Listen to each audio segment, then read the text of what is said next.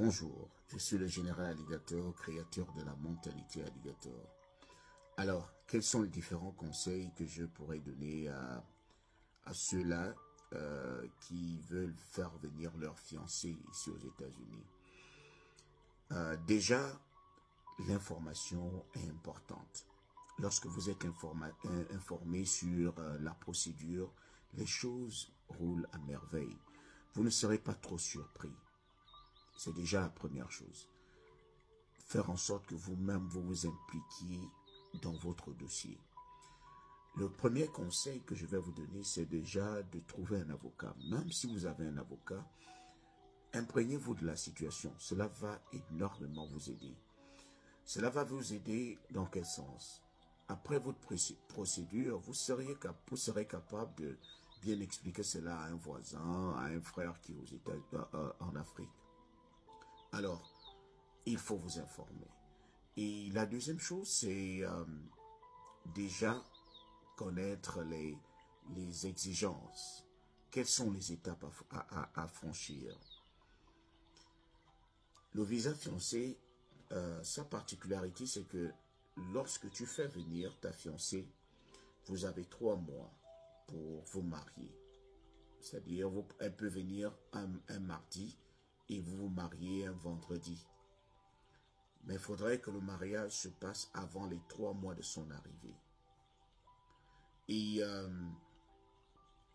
vous êtes aussi censé, tu dois aussi entraîner ta femme, elle doit s'impliquer, que ce soit ta femme ou que ce soit ton fiancé.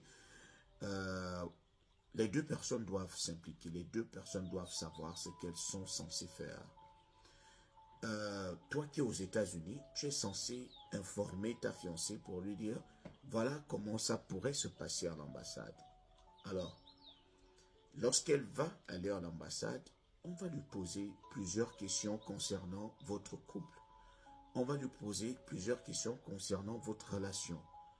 À quel moment votre relation a-t-elle commencé? Depuis combien de temps te connaît-elle? Cela fait tu as déjà fait combien de voyages pour aller la voir? Je sais que tu peux rencontrer ton fiancé, tu peux rencontrer ton petit ami en ligne, c'est-à-dire dans des sites de rencontres.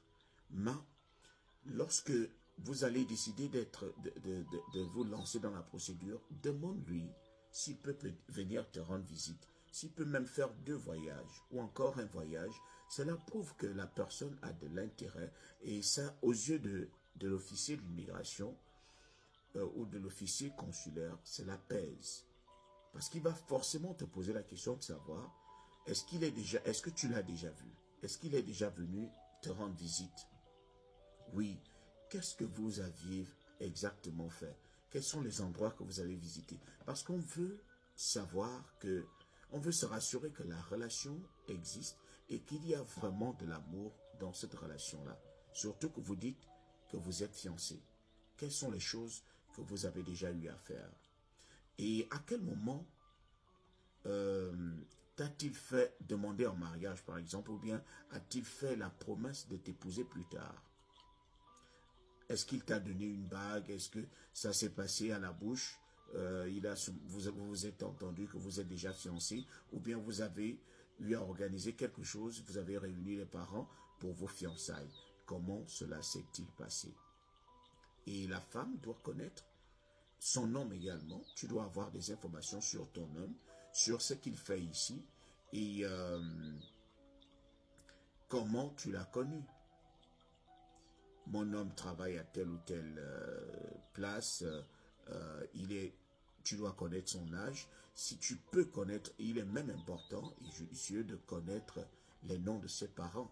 Parce que c'est ton fiancé, tu es rentré dans la famille. Tu n'es pas encore rentré complètement, mais tu les connais déjà, tu les côtoies. S'il est ici, peut-être que tu rends souvent visite à sa famille. Tu connais sa mère, tu connais son père s'il en a, tu connais ses sœurs. Tu connais les différents noms, parce qu'on pourrait te poser la question de savoir les différents noms des membres de la famille, si tu connais ses amis. Donc, la femme, ou que ce soit l'homme, si toi tu es le fiancé, tu dois connaître ta femme, ta fiancée qui est aux États-Unis. Tu dois connaître son nom, tu dois connaître son adresse, tu dois connaître sa famille. Parce qu'on pourrait te poser la question allant dans ce sens-là. Et si tu as même des photos, tu apportes les photos à l'interview qui pourront prouver que cette relation est durable et elle est basée sur l'amour, quoi. Donc, ce sont les questions, les conseils que je pourrais donner à ces personnes-là. Apprenez à vous impliquer lorsque vous envoyez un dossier à l'immigration ou que ce soit à l'ambassade. Apprenez à connaître vos dossiers comme votre poche. Si vous remplissez, si quelqu'un remplit un document pour vous en ligne, dites-lui de vous expliquer ce qu'il a mis dans le document pour que vous ne soyez pas surpris le jour de l'interview. Donc, c'était ce que je voulais partager avec vous.